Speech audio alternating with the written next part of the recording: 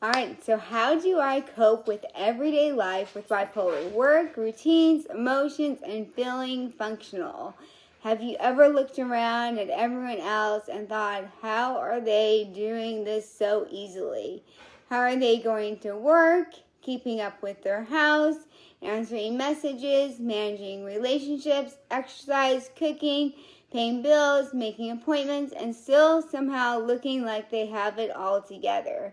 And then there you are, trying to get through the day with bipolar disorder, feeling like just brushing your teeth, showing up to work, or answering the text messages takes everything you have. If this is you, I want you to know this episode is just for you. Today we are talking about the question so many people with bipolar silently ask: how do I cope with everyday life with bipolar? Work, routines, emotions, and feeling functional. Not just crisis moments, not just hospital level episodes, not just being the big dramatic parts of bipolar, but everyday life.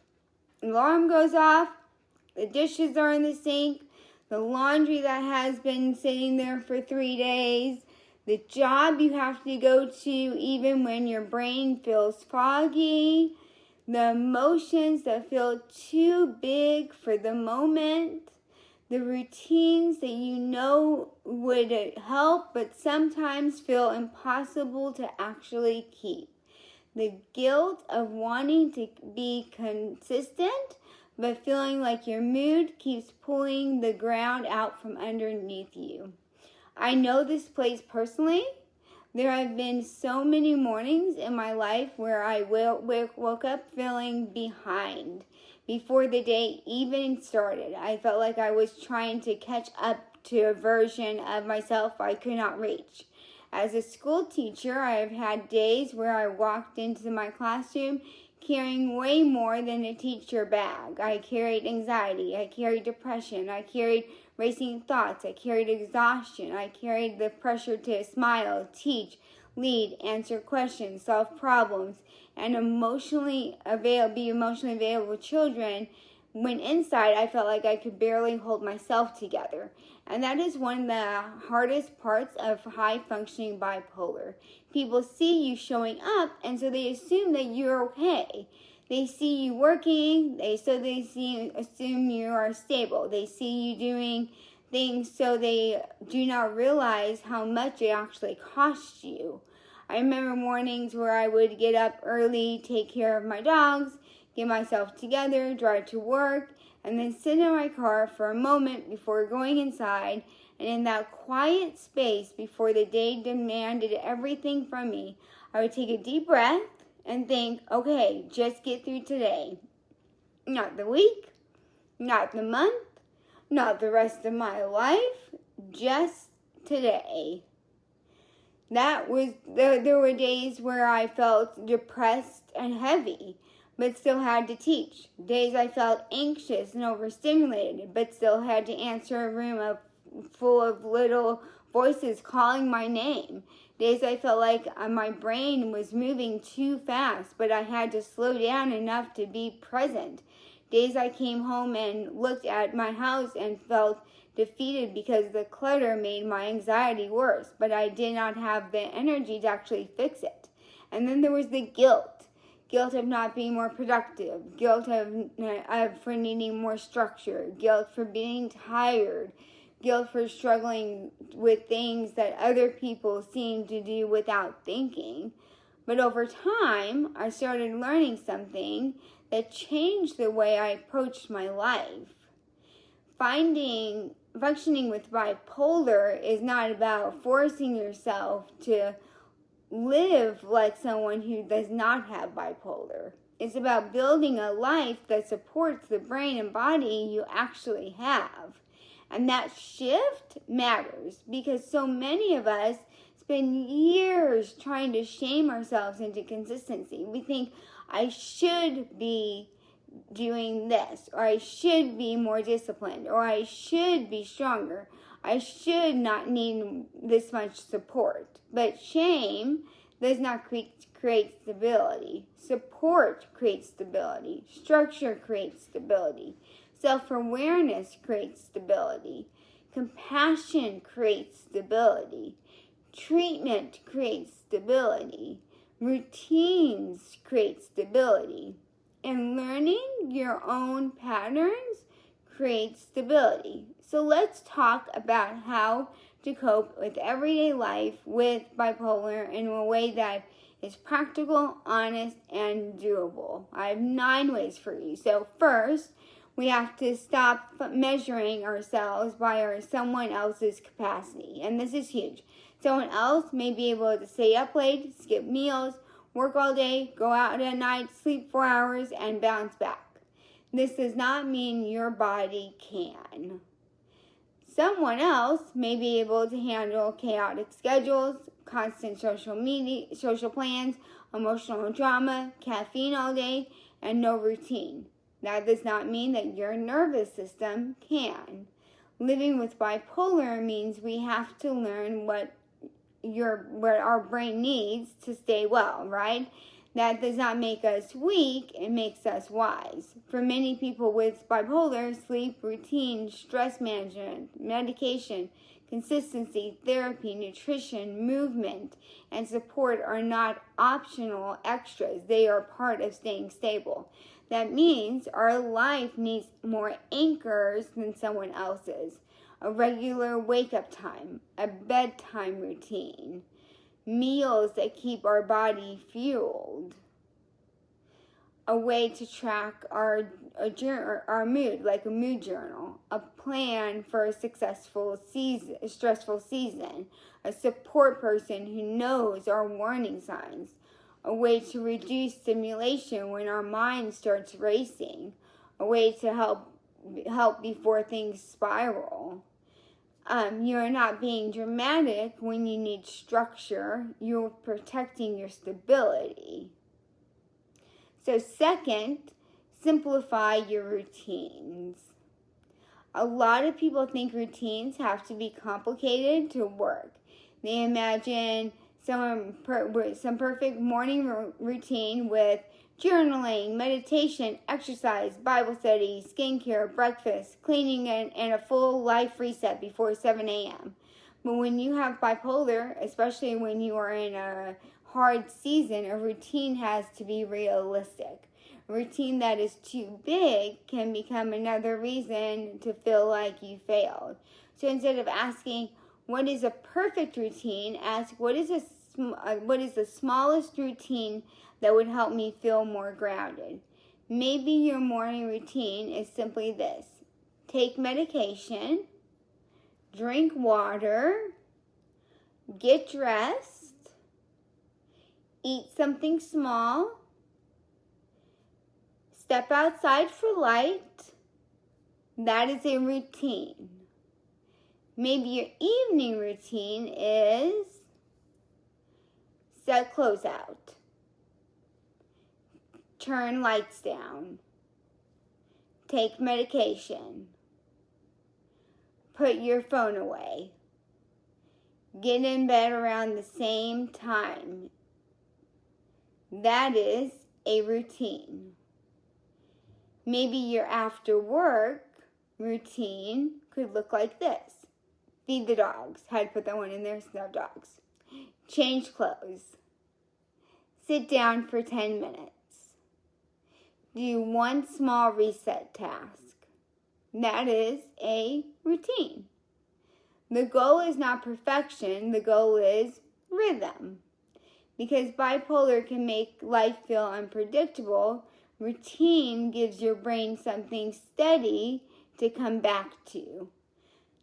Third, create a bare minimum plan for hard days.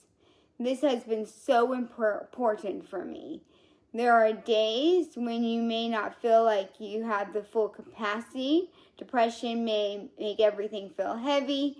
Anxiety may make everything feel overwhelming. A mixed state may make you feel wired and exhausted at the same time. You may be able to function, but barely. On those days, you need a bare minimum plan, not a failure plan, a survival with dignity plan. Ask yourself, what are the few things I need to do today to protect my health and responsibilities. For example, take my medication, eat something, drink water, go to work if I'm able to, text one safe person, do not make major decisions, go to bed at a reasonable time. That may be enough. Okay, some days functioning is not about thriving. Some days functioning is about staying safe, staying steady, and not making things worse. And that counts. Fourth, learning your emotional warning signs. Bipolar does not usually come out of nowhere. Sometimes it feels that way, but often there are warning signs. Maybe before depression, you start isolating. You stop answering messages. You stop calling. You stop caring about things you normally care about. Your house starts falling apart. You start feeling more ashamed. You feel more like a burden. Maybe before hypomania or mania, you start sleeping less. You talk faster. You are more driven. You take on 10 projects. You spend more money. You feel more irritated by people. You feel like you finally have figured everything out. Maybe for a mixed episode, you feel exhausted but wired. You're sad but restless. You are irritable, emotional, anxious, and impulsive all at the same time. Learning your signs is not about living in fear. It's about catching things early. You might say, when I stop doing the laundry, stop eating normally, and stop answering texts, depression may be creeping in. Or when I sleep 4 hours and feel like I do not need rest, I need to call my doctor. Or when everything feels urgent and I want to make big life decisions at night, I need to take a pause. Awareness gives you choices, and choice gives you power. Fifth, build work strategies that protect your energy. Work can be one of the hardest parts of living with bipolar. Most jobs do not pause when you have shifts, right? You still have deadlines, people still need you, expectations are still there. So you have to find ways to support yourself inside of the reality of your work life. One helpful strategy is to identify your non-negotiables at work. What absolutely has to get done today? What can wait? What can be simplified? What can be done imperfectly but effectively? So it doesn't have to be perfect, but it can be effective. As a teacher, I've had to learn that not every day has to be my most creative, energetic, amazing. Some days the win is structure. Some days the win is calm. Some days the win is getting through the lessons, loving the kids, and not expecting myself to perform like I'm at 100% when I'm not. That does not mean that I'm lowering my standards in a harmful way. It means I'm having compassion for my humanity. Your anchors can also use small anchors during the workday. So a water bottle on your desk, a short breathing break, a moment in the bathroom to reset, a written list so your brain does not have to hold on to everything, a lunch that is easy to eat. A boundary around staying too late would be another anchor. A plan for what to do when you feel overstimulated. Sometimes functioning at work is not about pushing harder, right? Sometimes it's about creating less friction. So 6, stop waiting to feel motivated. This one is hard, but it really does matter. With bipolar, motivation can be unreliable. During depression, motivation may disappear, right? During hypomania, motivation may explode in ways that is not always sustainable. So if we build our life only around motivation, we may end up stuck in cycles of doing everything or doing nothing. This is why systems matter more than mood. A system is I take my medication right after brushing my teeth. A system is I put my running shoes by the door. A system is I keep easy food available for low energy days. A system is I do one 10-minute reset or 10-minute house reset after work. A system is I track my mood before bed. A system carries you when your motivation is not there, so you do not have to feel inspired to take one helpful step. You just have to make the small step enough to do. So number 7, give your emotions some place to go. Bipolar can make emotions feel enormous. Sometimes sadness feels like you are swallowing you up. Irritability feels like a fire. Anxiety feels like electricity. Shame feels like a heavy blanket. And when emotions have nowhere to go, they come out sideways. They come out in snapping at people. They come out in isolating. They come out in spending. They come out in over-explaining. They come out in shutting down.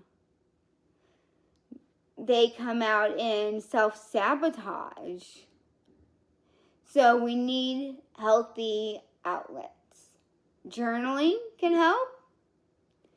Movement can help. Prayer can help. Therapy can help. Talking to a safe friend can help. Breathing exercises can help. Music can help. Walking outside can help. Sitting with your dogs can help. That's one of my favorites. Crying can help.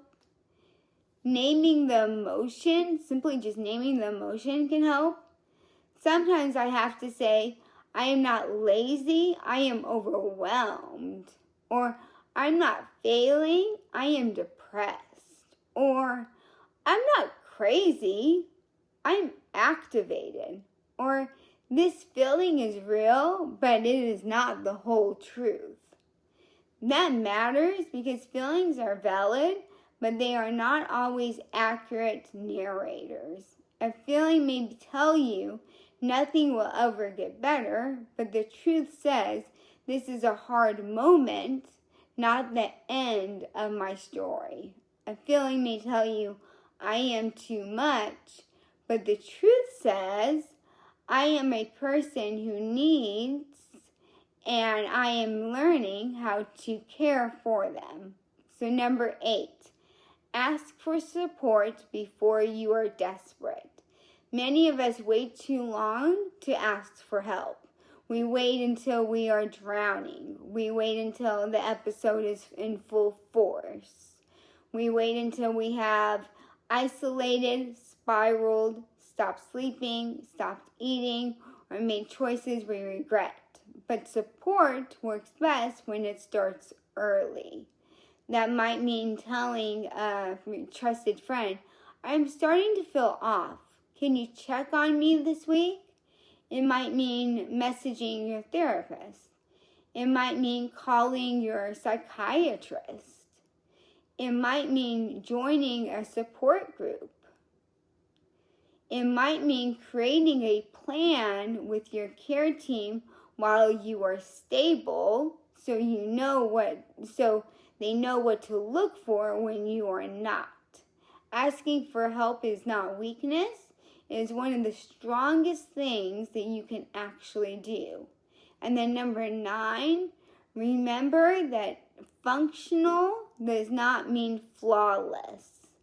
This is where I want you to really hear me. You can be functional and still have hard days. You can be stable and still need support. You can be healing and still have symptoms. You can be strong and still feel tired. You can be successful and still struggle. You can be a teacher, a parent, a friend, a business owner, a spouse, a runner, a creator, a leader, and still have bipolar. Bipolar does not erase your purpose. It does not erase your gifts. It does not erase your ability to create a meaningful life. But it does mean you need to build that life with honesty. Not denial, not shame, not pretending. Honesty. Honesty says, this is what I need to stay well. Honesty says, I cannot keep living in chaos and expect my brain to be okay. Honesty says, I need routines, treatment, support, boundaries, and rest. Honesty says, I am worthy of a fulfilling life even if I have to build it differently. And that is the heart of this episode. Coping with everyday life with bipolar is not about becoming someone else. It is about learning how you care for yourself as you are. It's about building routines that support you. It's about understanding your emotions instead of being ruled by them. It's about creating systems that help you function when motivation disappears. It's about protecting your sleep, your energy, your peace, and your future. It's about knowing that your diagnosis may explain some of your struggles, but it does not define your worth. So today, I want you to choose one small thing, not 10 things, one. One thing. Maybe you track your mood tonight. Maybe you set a consistent wake-up time. Maybe you clean one corner of your room. Maybe you prep one easy meal. Maybe you send one honest text. Maybe you schedule the appointment you have been avoiding. Maybe you go outside for a walk. Maybe you simply say, I am not broken, I am learning. One small step, repeated over time, becomes a new rhythm. And a new rhythm can become a new life. If no one has told you today, let me tell you, I am proud of you. I'm proud of you for still being here. I'm proud of you for trying again. I'm proud of you for wanting better for yourself. I'm proud of you for asking the question, how do I cope? Because that matters. Because that means that some part of you still believes that a better life is possible. And it is. A fulfilling life with bipolar is possible. Not a perfect life, not a symptom-free life, not a life where you never struggle, but a life where you're no longer at the mercy of every mood shift. A life where you understand yourself, a life where you have tools, a life where you have support, a life where you know your worth is not tied to your diagnosis. If this episode has encouraged you, please subscribe to my channel, follow the show, and share it with someone who also may be trying to function through bipolar silently. You never know who is going to work, raising a family, sitting in their car, lying in bed, or, staring at a messy house thinking, I cannot do this anymore. Your share may remind them that they are not alone. Until next time, remember this. Bipolar may be part of your story, but does not get to write the whole ending. You're still capable, you're still worthy, you're still becoming, and you can build a life that feels steady, meaningful, and truly yours. Thank you so much for being here with me today and for listening and watching. Until next time, be empowered.